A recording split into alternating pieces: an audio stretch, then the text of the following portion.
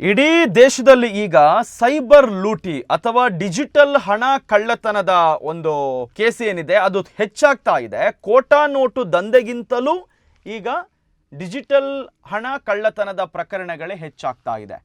ಈವರೆಗೆ ಇಡೀ ದೇಶದಲ್ಲಿ ಸೈಬರ್ ಕಳ್ಳರು 36,448 ಕೋಟಿ ರೂಪಾಯಿ ಹಣವನ್ನು ಕನ್ನ ಹಾಕಿದ್ದಾರೆ. ಹೀಗೆ ಲೂಟಿಯಾದ ರಾಜ್ಯಗಳಲ್ಲಿ ಕರ್ನಾಟಕ 2ನೇ ಸ್ಥಾನದಲ್ಲಿದೆ ಇಡೀ ದೇಶದಲ್ಲಿ. ಇದರ ಜೊತೆಗೆ ಸೈಬರ್ ಕಳ್ಳರ ಬ್ಯಾಂಕ್ ಖಾತೆಯಲ್ಲಿ ದೊರೆತ 4,380 ಕೋಟಿ ರೂಪಾಯಿ ವಾರಸುದಾರರ ಕೈಗೆ ಸೇರದೆ ಬ್ಯಾಂಕಿನಲ್ಲೇ ಕೊಳಿತಾ ಇದೆ. ಇವೆಲ್ಲವೂ ಜನರು ಬ್ಯಾಂಕಿನಲ್ಲಿ ಕೂಡಿಟ್ಟುಕೊಂಡಿದ್ದ ಹಣ. ನಾನಾ ರೀತಿಯ ಮೋಸಕ್ಕೆ ಒಳಗಾಗಿ ಹಣ ಕಳೆದುಕೊಂಡು ಪೊಲೀಸ್ ಠಾಣೆಯಲ್ಲಿ ದಾಖಲಾದ 38.33 ಲಕ್ಷ ಪ್ರಕರಣದಲ್ಲಿ ಇಷ್ಟೊಂದು ಹಣ ಲೂಟಿಯಾಗಿರುವಂಥದ್ದು ಪತ್ತೆ ಆಗಿದೆ. ದಾಖಲಾಗದೆ ಉಳಿದಿರುವ ಹಣ, ಅದು ಉಳಿದ ಹಣ ಏನಿದೆ ಅದು ಲೆಕ್ಕಕ್ಕೆ ಸಿಗದೇ ಇರುವಂಥದ್ದು. ಇದು ಕೇವಲ ಡಾಟಾ ಮಾತ್ರ, ಲೆಕ್ಕಕ್ಕೆ ಸಿಗೋದು ಎಲ್ಲ ಸೇರಿಸಿದರೆ ದೊಡ್ಡ ರೀತಿಯಲ್ಲಿ ಸೈಬರ್ ಪ್ರಕರಣದಿಂದಲೇ ವಂಚನೆಗೊಳಗಾಗಿ ಜನ ಈಗ ಹಣ ಕಳ್ಕೊಳ್ತಾ ಇದ್ದಾರೆ. ಅನಾಯಾಸವಾಗಿ 36,448 ಕೋಟಿ ರೂಪಾಯಿ ಕಳ್ಳತನ ಆಗಿದೆ ಅಂತ ಹೇಳಿದರೆ ಅದೊಂದು ಸಣ್ಣ ವಿಷಯ ಅಲ್ಲ. ಇಷ್ಟು ಹಣದಲ್ಲಿ ಬೆಂಗಳೂರು ಮಹಾನಗರ ಪಾಲಿಕೆಯ 2 ವರ್ಷದ ಬಜೆಟ್ ಆಗ್ತದೆ. 1 ವರ್ಷದಲ್ಲ, 2 ವರ್ಷದ್ದು. ಕರ್ನಾಟಕದಿಂದ 4,151 ಕೋಟಿ ರೂಪಾಯಿ ದೋಚಲಾಗಿದೆ. ಇದು ನಮ್ಮ ರಾಜ್ಯದ್ದು. ಇಡೀ ದೇಶದಲ್ಲೇ ಕರ್ನಾಟಕ ನಂಬರ್ 2 ಸೈಬರ್ ವಂಚನೆ ಪ್ರಕರಣಕ್ಕೆ ಒಳಗಾಗಿರುವಂತಹ ರಾಜ್ಯದಲ್ಲಿ ಶಕ್ತಿ ಯೋಜನೆಗೆ 1 ವರ್ಷದಲ್ಲಿ ಇಷ್ಟೇ ಹಣ ಖರ್ಚಾಗೋದು. ಏನು ಪಂಚ ಗ್ಯಾರಂಟಿ ಯೋಜನೆಗಳ ಪೈಕಿ ಇರುವಂತಹ ಶಕ್ತಿ ಯೋಜನೆಗೆ 1 ವರ್ಷಕ್ಕೆ ಖರ್ಚಾಗುವ ಹಣ, ಅಷ್ಟು ಮೊತ್ತದ್ದು ಹಣ ಈಗ ಸೈಬರ್ ವಂಚಕರ ಪಾಲಾಗ್ತಾ ಇದೆ. ರಾಜ್ಯ ನಿರೀಕ್ಷೆಯ ಗಣಿ ವಾರ್ಷಿಕ ಆದಾಯದ ಅರ್ಧದಷ್ಟು ಹಣ ಕೂಡ ಇಷ್ಟೇ ಇರುವಂಥದ್ದು. ದೇಶದಲ್ಲಿ 2022ರ ತನಕ ನಕಲಿ ನೋಟಿಗೆ ಸಂಬಂಧಿಸಿ ವಾರ್ಷಿಕ 3 ಲಕ್ಷಕ್ಕೂ ಅಧಿಕ ಕೇಸು ದಾಖಲಾಗಿದೆ. ಆದರೆ ಡಿಜಿಟಲ್ ಹಣ ಕಳ್ಳತನಕ್ಕೆ ಸಂಬಂಧಿಸಿ ಇದೀಗ ದುಪ್ಪಟ್ಟು ಕೇಸುಗಳು ವರದಿ ಆಗ್ತಾ ಇದೆ.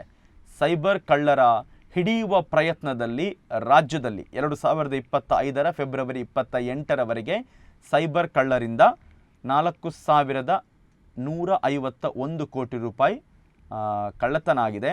ಅದರಲ್ಲಿ 4,341 ಕೋಟಿ ರೂಪಾಯಿ ಕಳ್ಳರ ಬ್ಯಾಂಕಿನಲ್ಲಿ ಸಿಲುಕಿಕೊಂಡಿದೆ.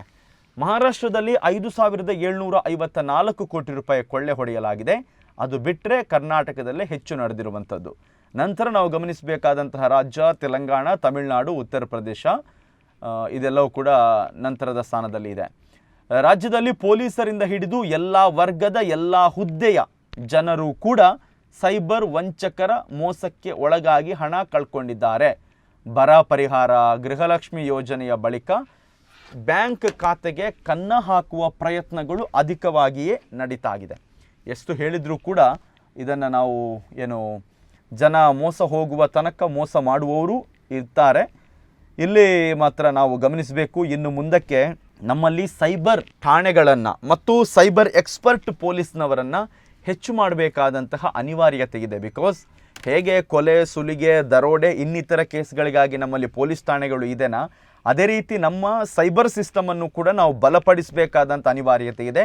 ಆದರೆ ಇದರಲ್ಲಿರುವಂಥ ಒಂದು ದೊಡ್ಡ ಲೂಪೋಲ್ಸ್ ಏನಂತ ಹೇಳಿದರೆ, ನಮಗೆ ಇಡೀ ದೇಶದಲ್ಲಿ ಒಂದು ಸೆಂಟ್ರಲೈಸ್ಡ್ ಸೈಬರ್ ಸಿಸ್ಟಮ್ ಮಾಡಬೇಕಾಗುತ್ತೆ. ಬಿಕಾಸ್ ಮಂಗಳೂರಿನಲ್ಲಿದ್ದಂಥ ಒಬ್ಬ ವ್ಯಕ್ತಿ ಎಲ್ಲೋ ಉತ್ತರ ಪ್ರದೇಶ ಅಥವಾ ಬಿಹಾರ, UP ಅವನಿಂದಾಗಿ ಹಣ ಕಳ್ಕೊಂಡ ಅಂತ ಹೇಳಿದರೆ, ಮಂಗಳೂರಿನ ಪೊಲೀಸರು ಬಿಹಾರಕ್ಕೋ UPಗೋ ಅಥವಾ ಇನ್ಯಾವುದೋ ರಾಜ್ಯಕ್ಕೆ ಹೋಗಿ ಆತನನ್ನು ಟ್ರೇಸ್ ಮಾಡಿ ಹಿಡಿಯುವಂಥದ್ದು ಇಲ್ಲಿ ನಮ್ಮಲ್ಲಿ ಅಷ್ಟರ ಪೊಲೀಸ್ ಸಿಬ್ಬಂದಿ ಅಷ್ಟು ಮಟ್ಟದಲ್ಲಿ ಇಲ್ಲ.